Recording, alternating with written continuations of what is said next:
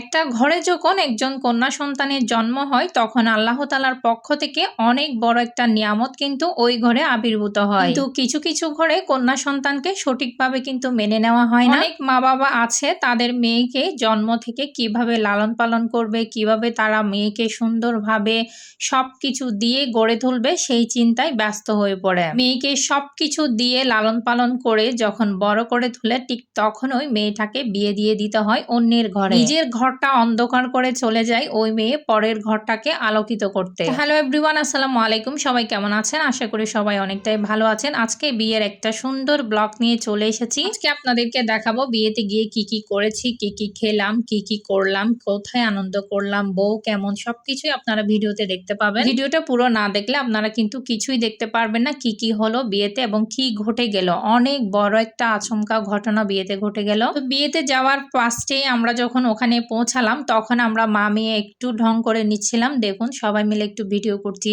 একটু কথা বলছি, মেয়েকে নিয়ে কোলে নিয়ে একটু ঘুরছি। সকালে খাবার দাবার করেছিলাম, এর মধ্যে আর কোনো কিছু খাওয়াই হয়নি। তাই বিয়েতে যাওয়ার পর থেকেই কিন্তু খুব বেশি খিদা লাগছিল। কিন্তু শুক্রবার থাকার কারণে হাজব্যান্ডকে আগে নামাজ পড়তে যেতে হচ্ছে, তো নামাজ পড়তে চলে গেলে উনি, আমরা এখানে একটু ঢং করে নিচ্ছিলাম মা মেয়ে মিলে। তারপরে খিদার জ্বালা সহ্য করতে না পেরে হাজব্যান্ডকে ছেড়ে আমরা মা মেয়ে খেতে বসে গেলাম। যেখানে খেতে বসে গেলাম সেখানে একটু ঢং করে নিচ্ছিলাম, দুজনে মিলে একটু ভিডিও করছি। মেয়েকে বলছে একটু হাসো, তোমার মুখে কোনো হাসি নাই কেন? ও শুধু মুখ কালো করেই থাকে। আসলে ওর খিদেটা বেশি লেগেছিল, ওর জন্যই আমিও বসে গেলাম খাবার জন্য। ওর নাকি প্রচন্ড খিদা লাগছে, সেটা বলার বাইরে। আমাকে টিকতেই দিচ্ছে না, ওর নাকি বেশি খিদা লাগছে। আর মানুষজন খাবার খাচ্ছে সেটা বাচ্চারা দেখলে আসলে ওদের একটু খিদা লাগেই। তো আমিও সবার সাথে বসে গেলাম খাওয়ার জন্য। এখানে সবাই আত্মীয় স্বজন আছে চেনা জানা, ওদের সাথেই বসেছি খেতে। খেতে খেতে সবার সাথে আড্ডা দিচ্ছিলাম, আড্ডা দিয়ে দিয়ে খাচ্ছিলাম। এখানে যেহেতু সব আত্মীয় স্বজনরা আছে, দেখুন আমি এখানে অনেক খাবার নিয়েছি, তবে কিছুই খেতে পারিনি ভালো করে। বিয়েতে গেলে কেন জানি আমার খিদাটাই চলে যায়।